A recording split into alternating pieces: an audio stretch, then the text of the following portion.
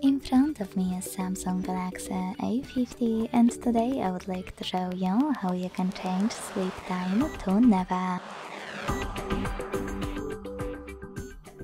Begin by accessing Play Store and getting this app called Caffeine Keep Screen On.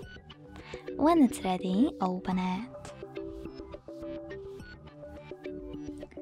Then hit OK in welcome pop-up, tap on Timeout and make sure that Infinite is on. Finally, go into the app menu and look for Caffeine shortcut in your unused shortcuts. To do that, select those three dots at the top right corner, tap on Edit buttons, and look for Caffeine shortcut here. Then hold it and add it to your current menu. Then select Done, click on the shortcut and wait. As you can see, infinite sleep time is on.